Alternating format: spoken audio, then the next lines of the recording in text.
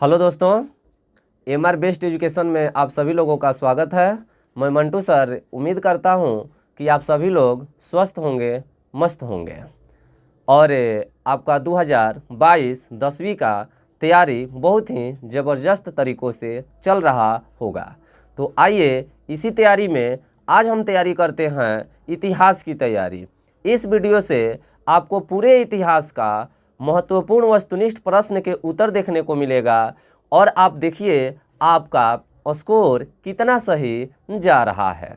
ठीक है, ये वीडियो इस उम्मीद से बनाई गई है कि यदि आप इतिहास का थोड़ा भी तैयारी नहीं किए होंगे तब भी इस वीडियो से आपको बहुत ही फ़ायदा होने वाला है। इसलिए इस वीडियो को शुरू से लेकर लास्ट तक ज़रूर देखिए यदि इन साल आपकी परीक्षा है तो आइए इसमें मैं बता दूं कि जो आपका 8 चैप्टर है इतिहास के, उन 8 चैप्टर के सभी महत्वपूर्ण वस्तुनिष्ठ प्रश्नों को छांटा गया है। हाँ, बशर्ते ये वीडियो ज़्यादा लंबी ना हो जाए। इसको देखते हुए यहाँ आपको 4 ऑप्शन देखने को नहीं मिलेगा। केवल उन चारों ऑप्शन में से जो ऑप्शन सही होगा वही ऑप्शन इस वीडियो में हम डाले हैं। तो आइए अब ज़्यादा बकवास न करते हुए इस वीडियो को हम शुरू करते हैं। तो स्क्रीन पर आपको स्पष्ट रूप से दिखाई दे रहा है कि पहला क्वेश्चन है कि इटली तथा जर्मनी वर्तमान में किस महादेश के अंतर्गत आते हैं। तो इसका सही आंसर क्या होगा? यूरोप। ठीक है। दूसरा हमारा प्रश्न है यूनान को एक स्वतंत्र राष्ट्र कब घोषित किया गया। तो इसका सही आंसर है 1832 ईस्वी में। तीसरा हमारा प्रश्न है एड्रियानोपुल की संधि कब हुई थी। तो इसका सही आंसर है 1829 ईस्वी में। अगर पूछ दे किनके किनके बीच हुआ था तो तुर्की और रूस के बीच हुआ था। चौथा प्रश्न है सेडान का युद्ध कब हुआ था। तो सेडान का युद्ध 19 जून 1870 ईस्वी में हुआ था। यदि ये पूछ दे किनके किनके बीच हुआ था तो फ्रांस और प्रासा के बीच हुआ था। इसमें कौन हारा था? तो फ्रांस जो है बुरी तरह से हार गया था। चलिए पांचवा हमारा प्रश्न है युवा इटली संस्था का विकास किया। युवा इटली यानी यंग इटली का विकास किसने किया? तो मेजनी ने किया। सातवां है हंगरी की भाषा क्या था। तो हंगरी का भाषा मैंगयार था। यदि पूछ दे कि हंगरी की राजधानी कहाँ है तो बुडापेस्ट है। सातवां प्रश्न है यूरोपीय सभ्यता का पालना किसे कहा जाता है। तो यूरोपीय सभ्यता का पालना यूनान को कहा जाता है। आठवां प्रश्न है तुर्कों का मरीज किसे कहा जाता है। तुर्कों का मरीज किसे कहा जाता है? यूरोप का मरीज किसे कहा जाता है। तो इसका सही आंसर होगा तुर्की को। किसको कहा जाता है? तुर्की को। 9 नंबर है रक्त एवं लौह की नीति किसने अपनाई थी। तो इसका सही आंसर होगा बिस्मार्क ने, क्योंकि बिस्मार्क जानता था कि इसका उम्मीद था कि रक्त एवं लौह की नीति अपना कर ही जर्मनी का एकीकरण किया जा सकता है। 10वां प्रश्न है किस संधि के द्वारा जर्मनी का एकीकरण पूरा हुआ। तो किस संधि के द्वारा? तो फ्रैंकफर्ट की संधि के द्वारा जर्मनी का एकीकरण पूरा हुआ। दोस्तों यदि पूछ दे कि फ्रैंकफर्ट की संधि कब हुई थी तो 10 मई 1871 ईस्वी को हुआ था। चलिए 11 नंबर प्रश्न है दोस्तों रूस में कृषक दास प्रथा का अंत कब हुआ था। तो इसका सही आंसर होगा 1861 ईस्वी में। 12 नंबर प्रश्न है साम्यवादी शासन का पहला प्रयोग कहाँ हुआ था। तो साम्यवादी शासन का पहला प्रयोग कहाँ हुआ था? तो रूस में हुआ था। कहाँ हुआ था? तो रूस में हुआ था। इसके बाद 13 नंबर प्रश्न हमारा है। 13 नंबर प्रश्न कह रहा है चेका क्या था। तो चेका एक गुप्त पुलिस संगठन था। तो यहाँ दिया है पुलिस दास्ता था। 14 नंबर हमारा प्रश्न है कि लेनिन की मृत्यु कब हुई। तो लेनिन की मृत्यु हुई थी दोस्तों 1924 ईस्वी में। कब हुई थी? 1924 ईस्वी में। ठीक है, 14 के बाद 15 देखिए, एकदम वीडियो को अंत तक देखिए दोस्तों, अब कि एकदम हमको अच्छा नंबर लाना है मैट्रिक के परीक्षा में। चलिए 15 नंबर हमारा प्रश्न आपका क्या दिखाई दे रहा है? 15 नंबर प्रश्न है कि अंतर्राष्ट्रीय महिला दिवस कब मनाया जाता है? तो अंतर्राष्ट्रीय महिला दिवस 8 मार्च को मनाया जाता है। 16 नंबर प्रश्न है, कार्ल मार्क्स का जन्म किस वर्ष हुआ था? तो 1818 ईस्वी में हुआ था। कहाँ हुआ था? तो जर्मनी में हुआ था। 17 नंबर प्रश्न है, दास कैपिटल की रचना किसने की थी? तो दास कैपिटल की रचना कार्ल मार्क्स ने की थी। इसी दास कैपिटल को समाजवादियों का बाइबिल भी कहा जाता है। 18 नंबर है, मजदूर दिवस कब मनाया जाता है? तो 1 मई को। ठीक है, ये पूछ देता मूर्ख दिवस कब मनाया जाता है? तो 1 अप्रैल को। ठीक है ना। चलिए 19 नंबर प्रश्न है, फ्रांसीसी समाजवाद के विकास का जन्मदाता कौन है? तो फ्रांसीसी समाजवाद के विकास का जन्मदाता सेंट साइमन को कहा जाता है। ये सेंट साइमन, लुई ब्ला, फ्रांसिस बर्नियर, ये स्वप्नदर्शी समाजवादी विचारक थे। 20 नंबर आपका प्रश्न है, अप्रैल थीसिस किसने तैयार किया? तो अप्रैल थीसिस लेनिन ने तैयार किया था, ताकि किसानों की कुछ फायदा हो सके। 21 नंबर प्रश्न है, 1917 की पहली रूसी क्रांति को किस नाम से जाना जाता है? तो 1917 की जो पहली रूसी क्रांति हुई थी उसे अक्टूबर क्रांति के नाम से जाना जाता है। ठीक है, अब इसके बाद 22 नंबर हमारा प्रश्न है, चारचिस्ट आंदोलन कहाँ हुआ था? चारचिस्ट आंदोलन कहाँ हुआ था? तो चारचिस्ट आंदोलन ब्रिटेन में हुआ था। ब्रिटेन में हुआ था। कहाँ हुआ था? ब्रिटेन में हुआ था। 23 नंबर हमारा प्रश्न है, अंकोर वाट का मंदिर कहाँ स्थित है?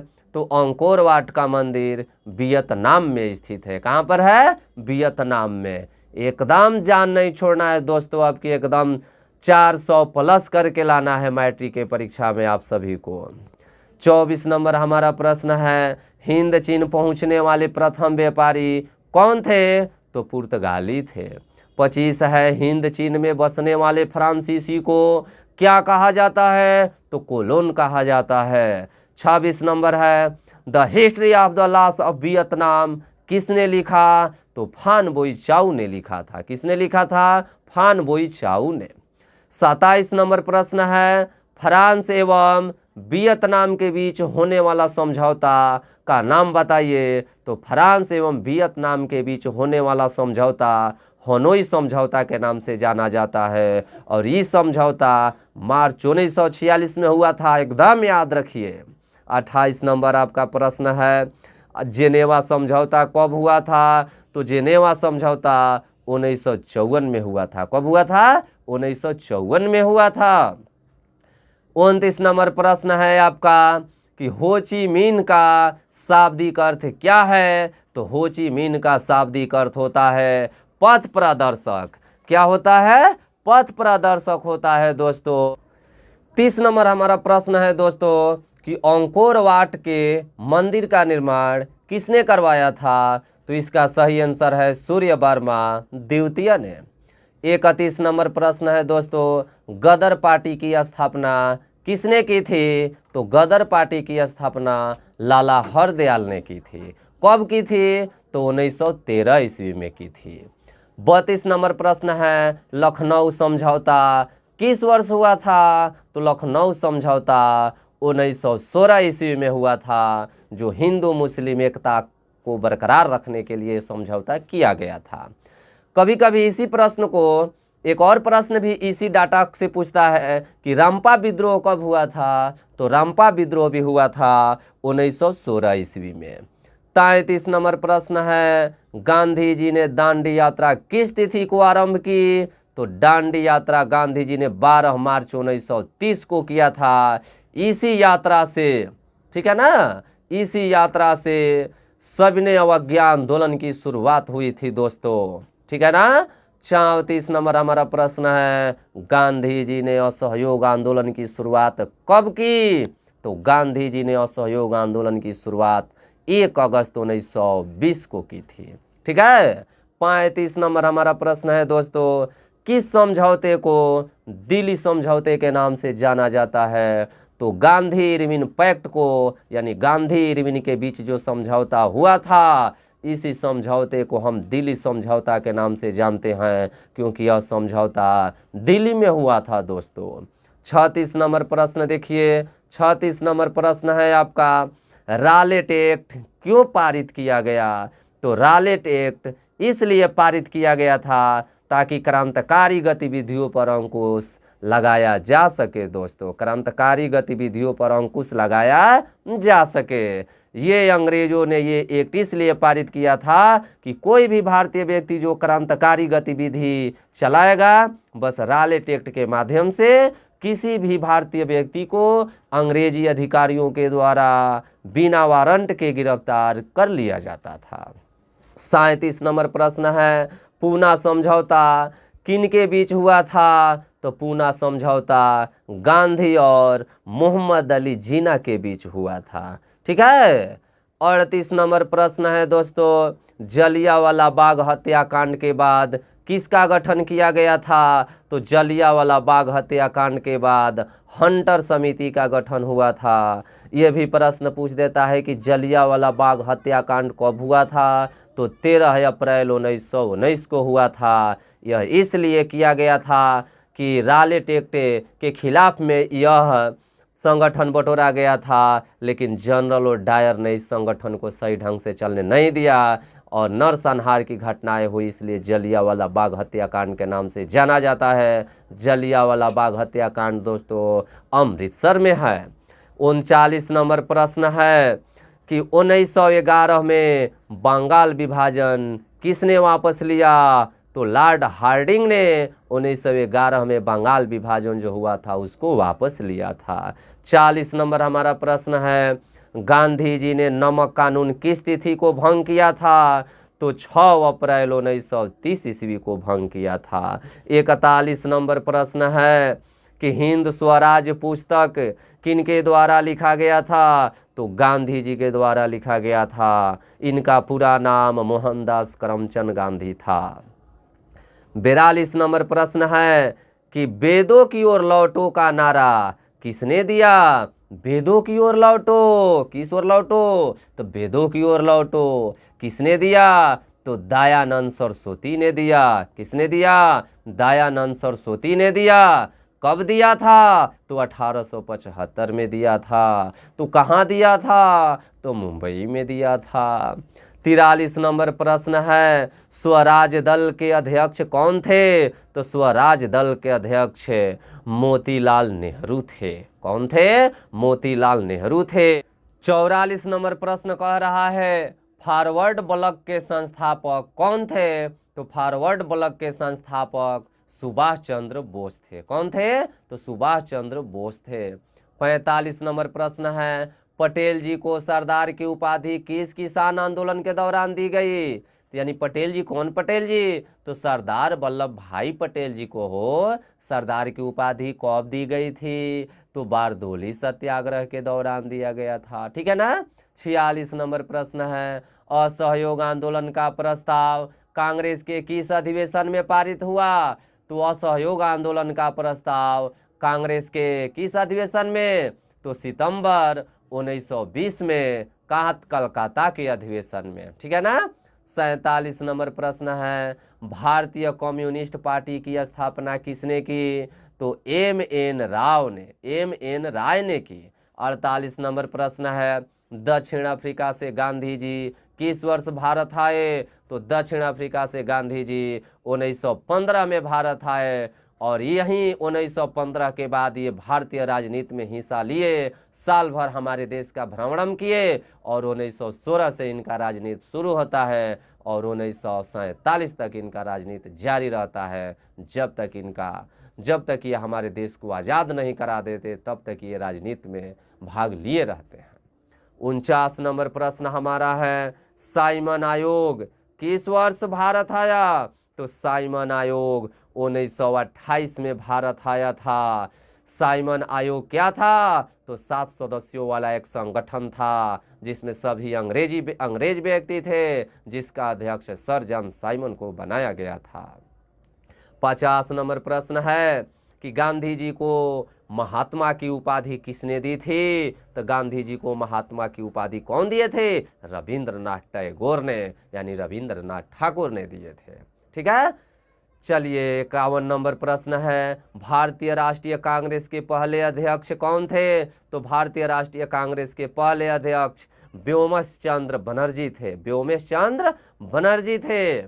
चलिए 52 नंबर प्रश्न चलते हैं। 52 नंबर प्रश्न कह रहा है कि औद्योगिक क्रांति सर्वप्रथम किस देश में हुई थी? तो औद्योगिक क्रांति जो है किस देश में हुई थी? तो सबसे पहले इंग्लैंड में हुआ था। 53 नंबर प्रश्न है, भारत में पहली कपड़ा मिल यानी बम्बई 1854 में किनके द्वारा खोली गई थी? तो किनके द्वारा खोली गई थी? तो आंसर आपका दिया है कावसजी नानाजी दभार ने। किसने खोली थी? तो कावसजी नानाजी दभार ने। ठीक है ना।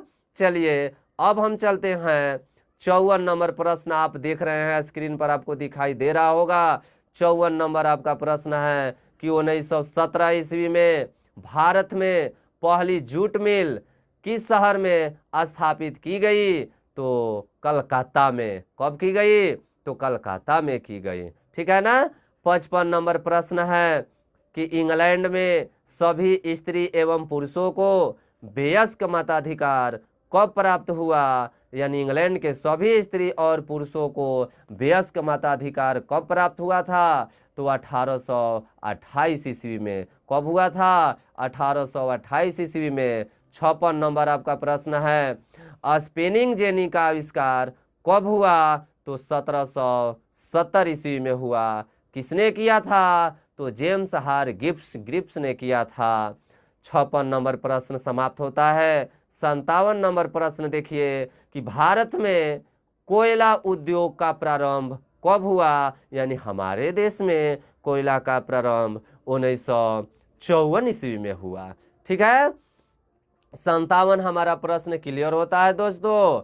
आप लोगों से यदि आप लोग ये चाहते हैं कि हम और अधिक से अधिक हम ऑब्जेक्टिव की तैयारी करें, तो और से और ऑब्जेक्टिव हम वीडियो में पार्ट वाइज बनाए हैं। प्रत्येक पाठ का एक एक पार्ट के हिसाब से आपको देखने को मिलेगा। यदि और ज़्यादा ऑब्जेक्टिव की तैयारी करना चाहते हैं तो हमारे इस चैनल पर जाएं और प्ले लिस्ट में जाकर देखिए 10वीं क्लास का प्रत्येक पार्ट वाइज आपको देखने को मिलेगा। पहला पार्ट, दूसरा पार्ट, हर चैप्टर से 15-20 आपको महत्वपूर्ण वस्तुनिष्ठ प्रश्न देखने को मिलेगा। तो चलिए 58 नंबर हमारा प्रश्न है, अखिल भारतीय ट्रेड यूनियन कांग्रेस की स्थापना कब हुई? तो अखिल भारतीय ट्रेड यूनियन कांग्रेस की स्थापना 1920 ईस्वी में हुई। ठीक है।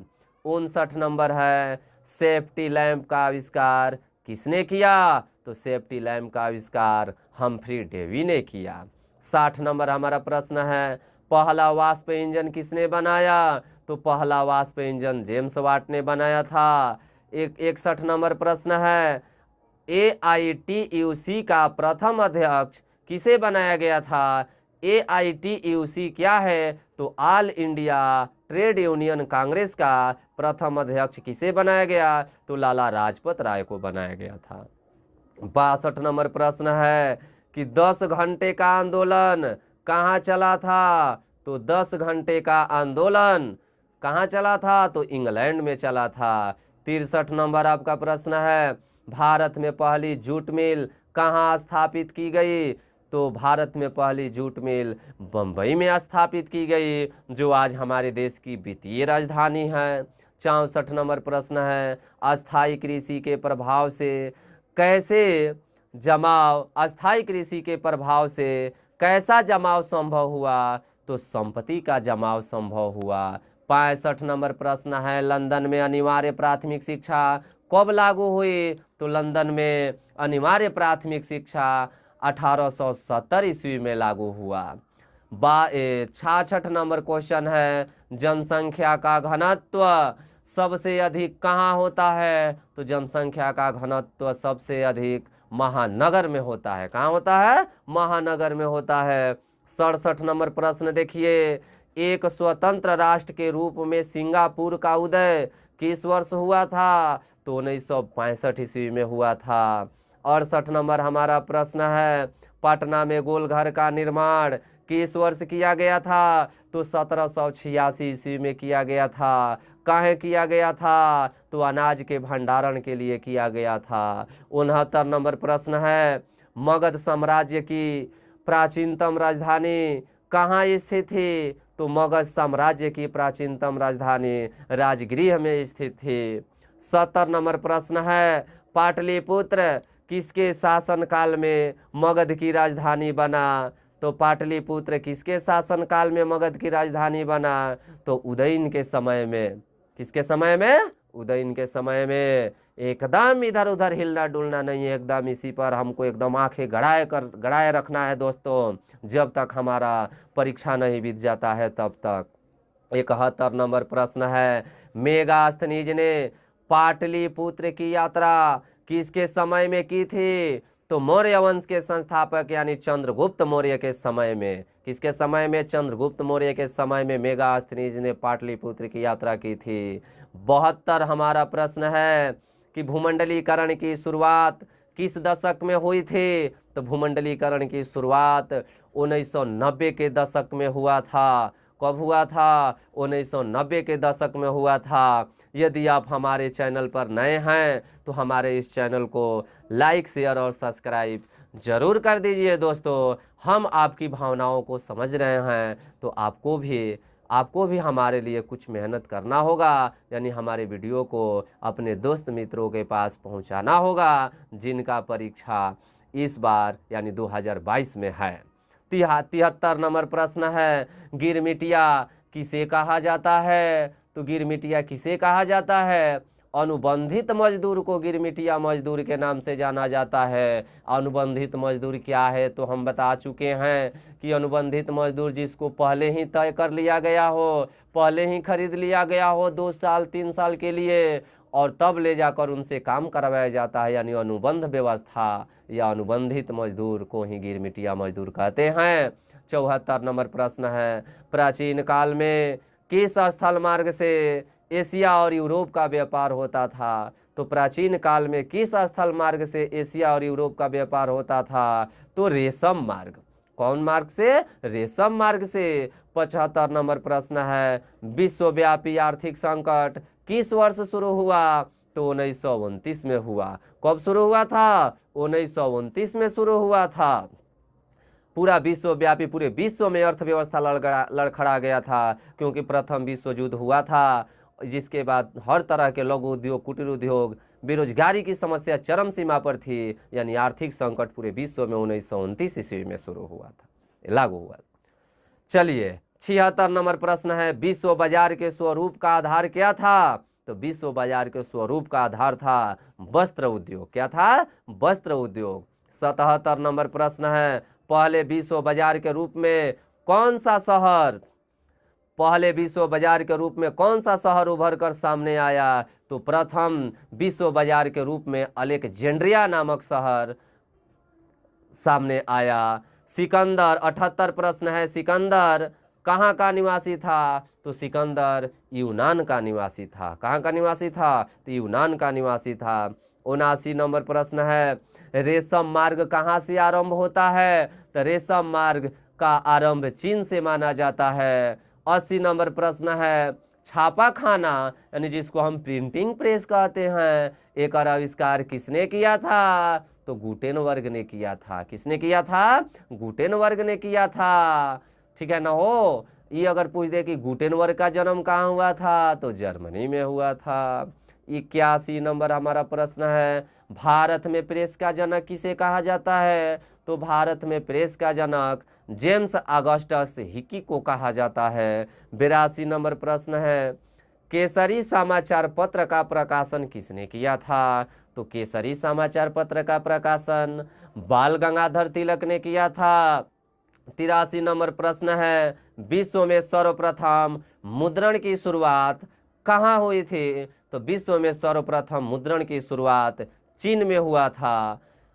84 नंबर प्रश्न है, किसने कहा मुद्रण ईश्वर की दी हुई महानतम देन है, सबसे बड़ी तोहफा?